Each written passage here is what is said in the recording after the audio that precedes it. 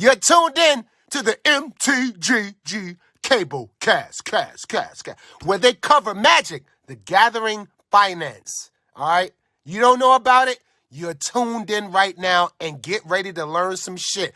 Buckle your seatbelts and light a blunt and get ready for the MtG Cable cast. Starring Reptar and Thirsty, them onion head motherfuckers. Alrighty, guys, welcome to the newest episode of the Cabalcast, and this week we are yet again holding ourselves accountable. So, we are looking back at our Edge of Eternities hype episode, which is available to Patreon subscribers, if you would like to hear that. And we're basically going over what did we say before with our typical Goldilocks style, and how do we feel about it now with the gift of hindsight. So with that, let's take it away. Yep. So we're going to start out with Frenzied Baloth. That was my underhyped pick, and we can see basically that this card fell off in terms of price history and never recovered. And that's exactly what we predicted. It was $9 when we were talking about it. It's marketing for about $3 right now. And at the end of the day, all we're really seeing from this card is commander play. And it's not even in like CEDH. We're basically seeing it in dual commander play. Nothing more. Insofar as Standard is concerned, where we thought it would be a player, there is actually a low population Simic aggro deck that has adopted this card, but outside of that, it hasn't really caught on anywhere. And I don't even know what the population of the Simic aggro deck was at Spotlight Orlando, or if it just fell into the other category. But if you were to just go search MTG Top 8 for Frenzied Baloth, you're not going to find a whole lot of these Simic decks floating around. So at the end of the day, we're going to take the L here. But I have this feeling that once something from the Is It Cauldron deck is removed from Standard, we'll see it pick up, as there are a number of green-based strategies floating around in Standard that can actually adopt this card with relative ease, because it only costs 2. It costs 2 green pips. Last time we talked about the mono-green Landfall deck. Well, it's mono-green, so obviously this can pick it up. Modern is in this interesting state, and we don't know what the RCQ format is, or what the RCQ formats for 2026 are going to be, and whether or not this card will end up being a player in Pioneer, where Mono Green Devotion is a deck, or various strategies that employ green are, or if we'll have a modern RCQ season, what happens there with the way Izzet is playing out. But at the end of the day, we missed on Frenzied Baloth. Yeah, I think I was surprised that Mono Red came out as the big man in charge of the last event. And I think that is something that neither of us, I mean, obviously it's fast. Red is always fast. But wouldn't have thought it would have upset Is It Cauldron. And I think that if Is It Cauldron, like you said, was less of a problem, not because of the most aggressive deck possible, then the Simic deck could thrive. And that's why I think you're right. We were wrong about it, but we may see once something's removed, which it has to be, right? Yeah, I think so. Like, people are talking I don't about, care what the results were of the last event. Something has to go, right? Yeah, people are talking about which card to get, and there's arguments for both Cauldron and Vivi, and it comes down to, do you want to ban the new card that can spawn more problems, or do you want to ban the old card that could also spawn more problems, that is also ancillary graveyard hate? When we have had a Zombify deck kind of floating around in Standard here and there, that was really fair. If they didn't want you to be reanimating Valgavoth, they wouldn't have given you Zombify in Foundations and Valgavoth, alongside Atraxa, etc., right? Yeah.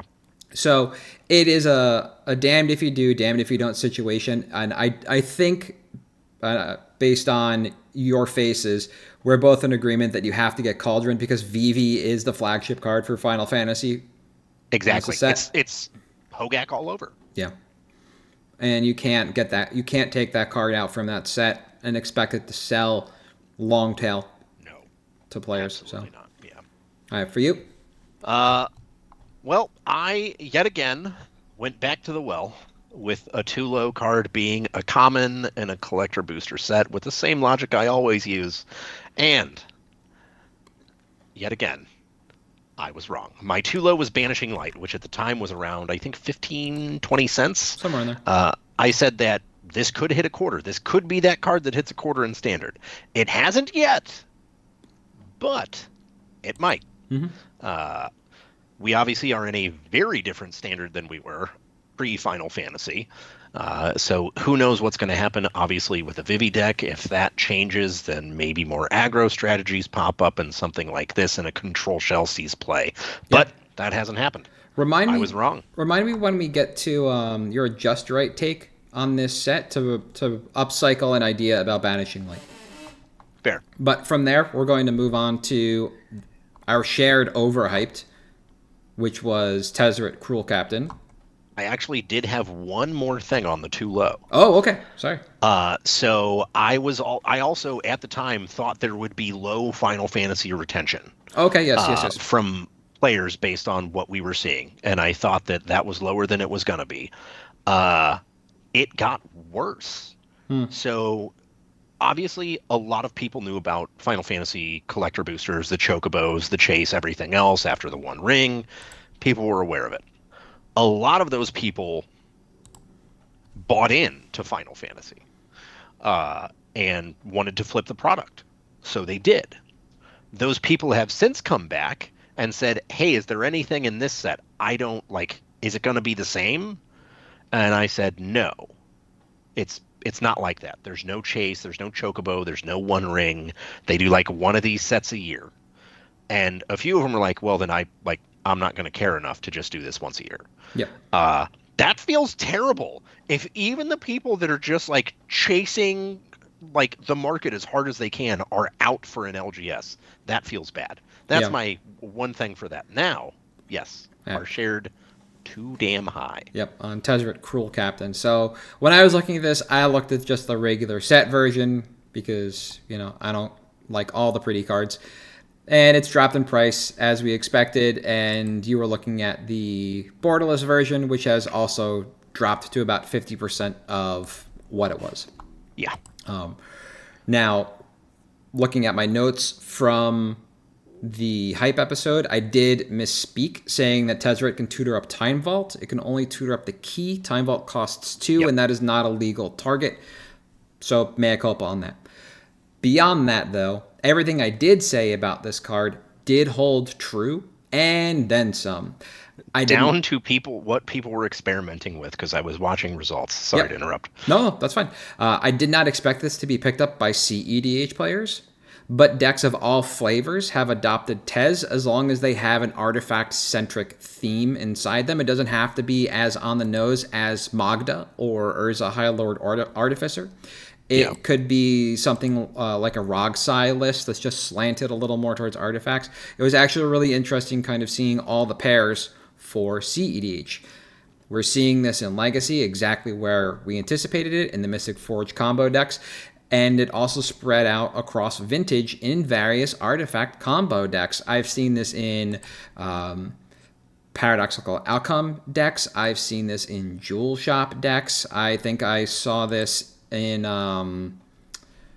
Raker Shops, which is Glaring Flesh Raker. It's another combo shops deck where you don't either need PO or Coveted Jewel. You just play Glaring Flesh Raker and go infinite effectively there.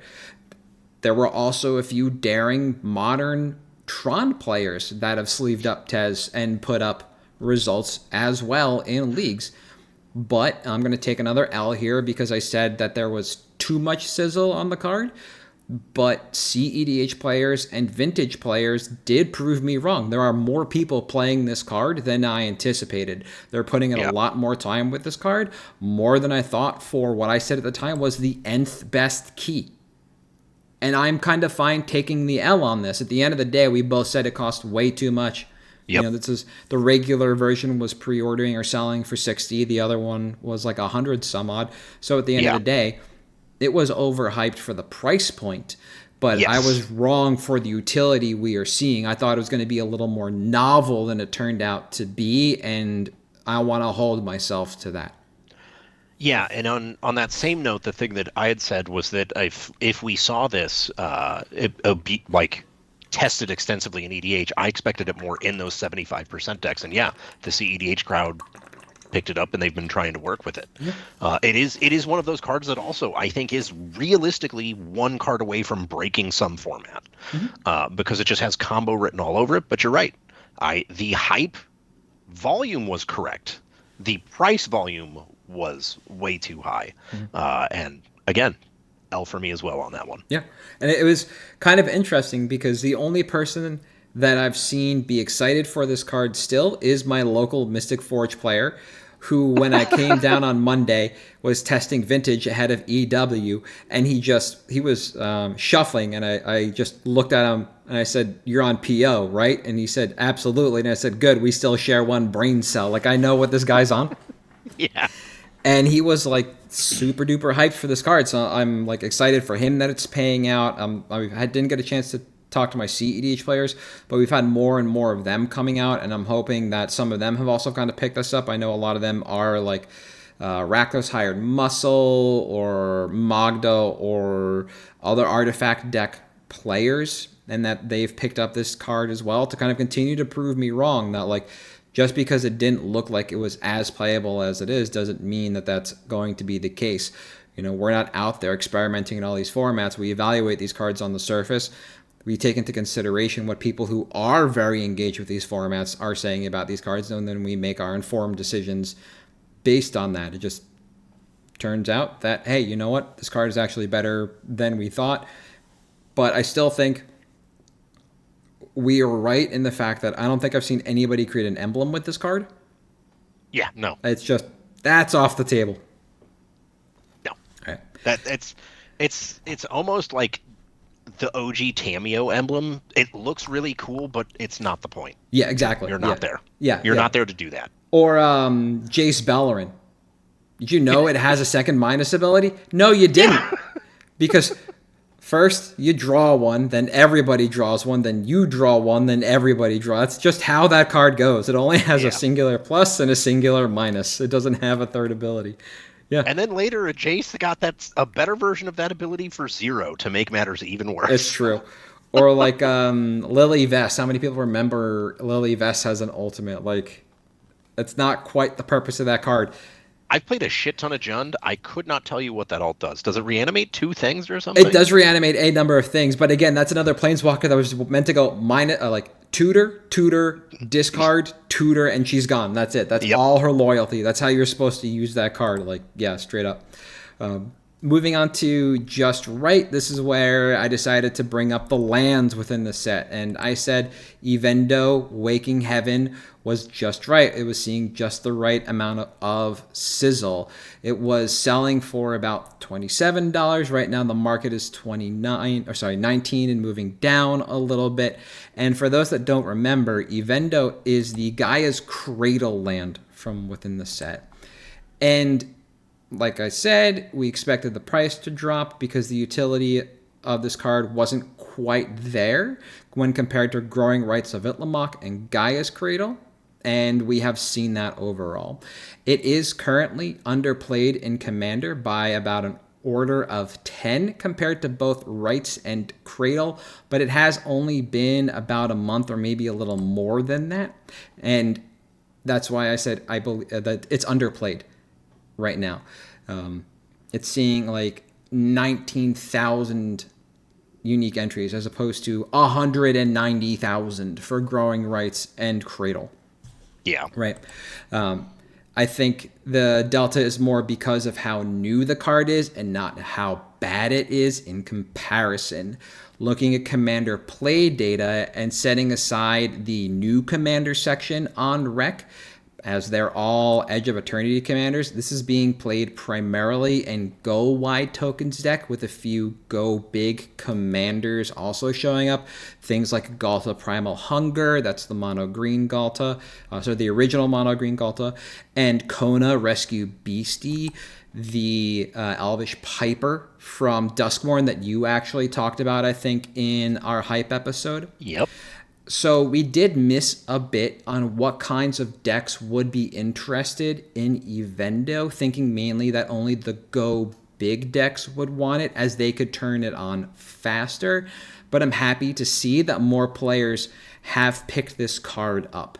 Because when you just spray 6 tokens on the board and they have 1 or 2 power, maybe even 3, you can still station it as quickly as the deck that's just making a bunch of 4/4s. So in regards to playability, it does seem to be right where it needs to be. We haven't quite hit the perfect price for this yet. It is still trending downwards little by little. We might go as low as 17, 15 if Edge keeps getting opened into Spider-Man. So I think we're going to reach equilibrium there soon. So at the end of the day, I do want to take a W on this, and I think an argument can be made for that. But between the stagnation in price, meaning it hadn't gone down as fast as we expected, and the play rate in tokens and Commander, I think an L on this could also be appropriate. So I'm actually going to source this out to you all in podcast and YouTube land. What do you think, based on the hype episode, if you're a Patreon listener and you heard that episode, or you're just coming back and you want to think about this and the reasons I espoused? Do you think I was correct in my reasonings or incorrect in my reasonings? What do you guys think? What do you think? So this was one that we'd both kind of agreed on, that this is, it's not quite Cradle. It's not as good as Growing Rights either. But it's the closest, analog we basically have. Yes. I think this is the kind of card that we're going to wake up in a year and a half and it's $30 or it's $40, sorry, because it's just going to gradually go up because of EDH. Once it dries up more. Yes. But maybe that's wrong. I thought it was right then. I still think it's right. The price is just not quite where I would have expected it. Yeah. But I can say this, and I'll get to this on my half actually, that I have seen more people out drafting, and I'm wondering, because this is the first set, or sorry, let me get to my just right. My apologies. I'll start with my LGS perspective, which was the overall hype for the set. Mm-hmm. As I said in that episode, that people are actually excited to draft this format. It looks like a fun format. A lot of older players have been coming out to draft again because they still like drafting, and it's a good format. Yeah. And because of that, there's actually been more liquidity in singles for standard stuff, which is stunning considering it's still not firing. But we actually are getting EDH players out now to draft for this set, which is great because it's not a way that they would typically engage with the store. They'll come out one day a week, or they'll come out and buy singles and then go home and play. But this is a way that they've actually been able to. We've been able to keep them in, and that's awesome. I also will take an L on that, because those are things I did not expect based on the hype that I was hearing and how excited people were. That I was wrong. It's better, at least on the LGS side. Now, that could also be because, fall we usually do pretty well. St. Louis, there's tons of cities like Baltimore, Chicago, where you've got large universities in cities. And obviously, that's a pretty big population of seasonal people. Mm-hmm. So in the summer, those are our dead months. Yes. Kids are gone. They're not here to spend money. Now that school's back in, we get pretty good up until December, and that could be part of it as well, but that's not what's bringing in older players or people that have engaged before, taken time off, and are now back. And that's something I am happy to have been wrong about. The other one I had was... I don't want to get to your card yet, because I said to touch on this, right? Okay. Banishing Light. The reason I want to bring this up is about the hype on the set. So you mentioned people were excited to engage in this set. There are people that are interested in drafting this set. It's not as bad as it seems on the surface. The theming, the ideas in the set are things that people really enjoy. And one of the things that I have heard uttered again and again is, when they look at Standard, where are my spaceships? Where are these planets? Why can't I play the cards that seem really cool? At the same time, moving from block to block is also this big detractor, where your spaceships, I guess this is just kind of like apropos, are here and gone. And there's not another spaceship set coming down. There it goes. But Banishing Light could be a bigger player if these spaceships and these themes and all these cool cards that we got with Edge are more playable, because WotC could test standard more. There's a really good Unsleeved podcast episode that hit YouTube a couple of days ago where the Patricks discussed the fact that it's impossible. They just can't be testing cards at the rate that they're coming out. So it's a lot of times up to the players to do that work for them. Spider-Man was locked in like a year plus ago with whatever problems in standard that they foresaw, so their answers are there now. Because things are so fast, they can't adjust a set in flight. That's it. It's gone. The only power they have now is to bam.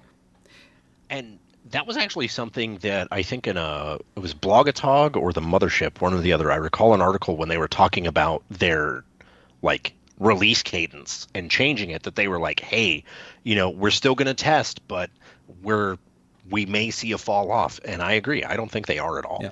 So So there was this interest in, just to bring it all the way back around, there was this interest in the set. There is this interest in the set, these mechanics, these game pieces, and they all just kind of fell away for standard. So there is the opportunity that we do see more people kind of long tail enjoy this product at a more casual pace.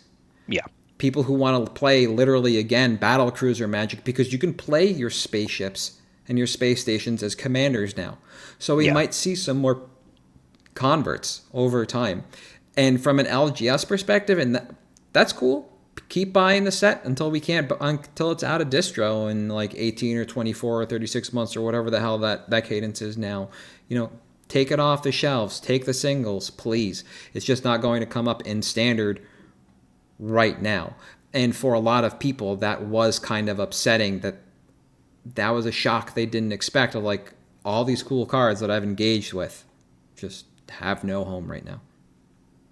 Okay. Except 100 card singleton formats. There you go. All right, your card though. Yes. So L-ish, I was right for the wrong reasons. So mine was Biotech Specialist, which I said was just right. And at the time, it was around like $5-ish, and it is now 40 cents. I did say it would be a year or two before we hit $5 on this card. Mm-hmm. But the hype is still there. Although, very interestingly, I'd said one of the reasons I expected a lot of hype was the CEDH community, because there were murmurs of how good is this card, do we want to include it, et cetera, et cetera. Mm-hmm. And I thought that was going to be the driving factor. I was wrong. There's a lot of 75% and battlecruiser players that have been playing it. And if you take a look at EDH Rec, you can see that the thematic commanders are literally, we make food, we make treasures, we make you sacrifice things. It's not really combo engines necessarily as much as it is value engines. Mm-hmm. So it found more of a home in those 75%, those battlecruiser style games, which is obviously not where I said it would be. That said, obviously price way below, and it will be way below for a while because, again, collector boosters. But I do think very firmly, I believe that this is a card that you can stash 20 away for, 40 cents each, and park them for a year or two and check back. Yeah. This is just a card that seems ready to go, so to speak. I was scrolling... one away. Yeah, down rec for the podcast viewers, and they're actually like CEDH pairings that I saw. There's a Thrasios Tago pairing. And Ichtech Tago, Yeah, Ichtech Tago, Ichtech Tago. Yeah, like there's some very aggressive, and then Korvald, obviously. Yeah. People are experimenting with Roxanne. That's a deck that seems like ready to go for CEDH. Yeah, exactly.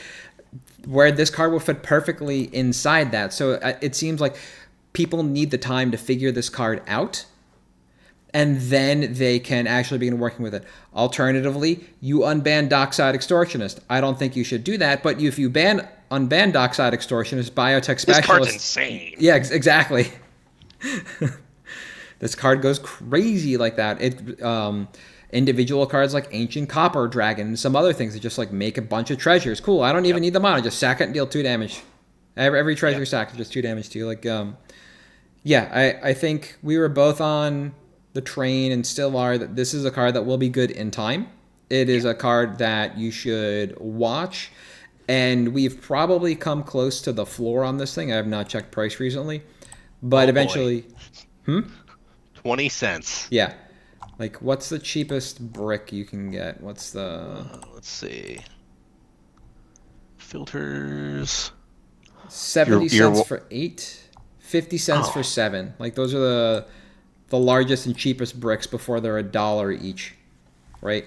So obviously people do believe in this card, and there's a lot of opportunity to get in before it takes a turn. You're just buying a lot of one at a times, and I think that's fine. I think this is a card that, like, it's the card that, like, you're never gonna buy. Yeah. If it shows up, like, it's bulk. But because it's bulk, you're not really gonna care if it sells out, and you're just gonna not notice until it comes in and you're like, oh wait, is this bulk? Oh shit, it's actually a card now. Yeah, or you're like, oh, that card was nothing. I sold it forever ago. Let me buy a copy from my deck. Like, why am I paying $5 for this? What? Like, yeah, exactly. Yeah. I had a couple people asking me about some low-level stuff, and this was on their list as well. So there were some people that were paying attention to this, either as players or speculators. So we weren't the only ones to take a look at this card at the end of the day. And I think for what it is and the amount of hype I've had, which was not a lot, could still be the correct amount of hype for something, just not a lot of hype. I think I agree with you. I think you were right for some of the wrong reasons, but at the end of the day, I think this was a correct call here. This episode's going to release in the next couple of days. We are in the thick of Spider-Man spoilers, so we will, I think, sometime in the next 2 weeks. Let me do this. You'll hear this for the first time ever. I'm checking our podcast schedule on air. Oh, snap. Yeah. All right. In like 2 weeks, we do the Spider-Man episode that'll go up on Patreon. So if you want to actually see what goes on behind the scenes with the hype episodes, Patreon's $1, right? With free access to Discord. Those episodes go up. It's like every 6 to 7 weeks now, and then there's the follow-up a couple of weeks later, like we're doing here. So if you want to give us a follow Patreon, that would be fantastic. Otherwise, you can catch at MtG Cabal Cast on Twitter, Facebook, Patreon, as mentioned, YouTube, and Twitter. I am at Halt. I am Reptar. You are at Damon_Thurston. We'll see you next week.